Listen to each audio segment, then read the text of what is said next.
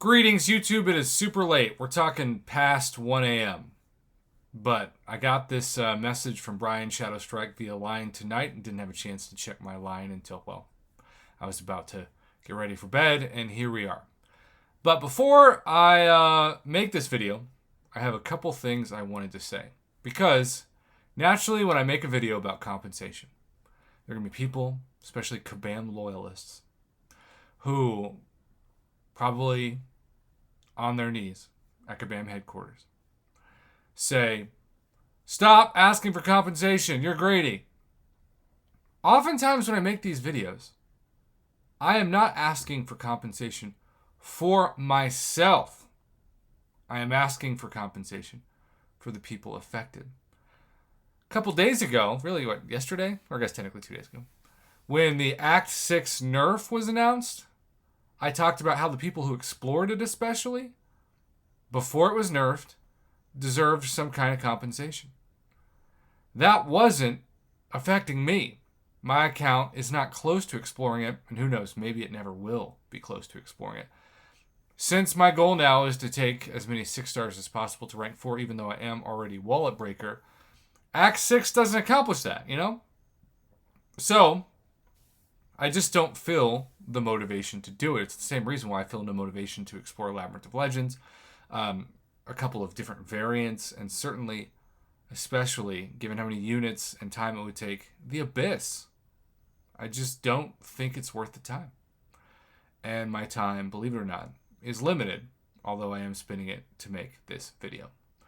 So, here we have a post about Carina's challenges and temporarily disabling some objectives in 35.1. Greetings, Summoners. Due to the updates coming to Act 6 in June, some of the Carina's challenges objectives are clashing with the addition of choice nodes. To ensure accuracy for these objectives, we will need to temporarily disable the following challenges. Volume 1, Astral Anger. Volume 1, Super Punch-Out. Volume 1, 1992 to 1997. Volume 2, Revolution. Volume 2, New Heroes and Foes. Volume 2, Sick Beast of a Player. Now, let's say that nothing changes in terms of the difficulty of that, but it takes far less energy, as in like literal game energy, map energy, to complete them. I still think those players that did deserve energy refills, or at least an energy refill as compensation. I'm not saying this needs to be the 6-star Nexus Pitchfork Police, but at the same time, it's just a courtesy to the players who've done it. And by the way, again, I haven't done these. This is not me asking for compensation on my behalf, but a lot of people have. They spend a lot of energy, a lot of units, etc. And if you're going to nerf something, which I'm for of, by the way, then reward the people who beat it at its hardest. And there are people who've said, "Prof, I don't even want that." Really? You would be complaining because they sent you a couple of potions, revives, and energy refills? You couldn't use that for Battlegrounds? You couldn't use that for next week's Eternity of Pain? Really? I think you could. I don't think that's me being greedy. I think that's me just fighting on your behalf, even if you don't want to fight for yourself. This temporary measure will be starting with the 35.1 update on June 6th. We will be taking this time to adjust the challenges to ensure they can be completed as intended. And again, will they be, though? Or will they be easier? I don't know.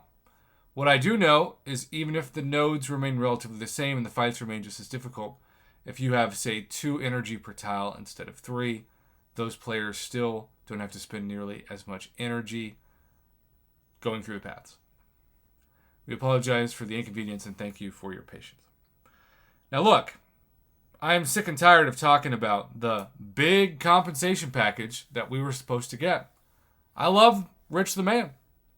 I am still waiting to interview him on this channel because it is the most requested interview that I've had. I don't think I've done an interview since like February. Yeah, it's been like 3 months. I miss it. And it's the summer. I have more time to do interviews now. With that being said, Rich reported that we would get compensation soon. And trust me, I believe him. I'm not saying this to slander his channel. I'm just saying, Where's the compensation?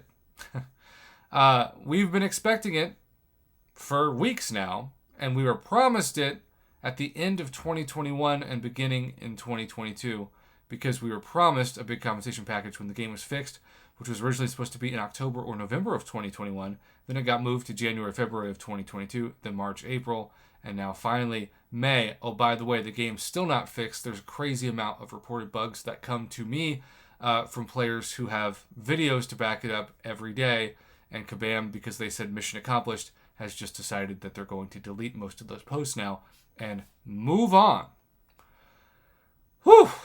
Okay, so in conclusion, I am all for nerfing content to help people, especially help people get off Cavalier Island and become Thronebreakers faster. With that being said, if you have players that beat it before the content was nerfed, they deserve something.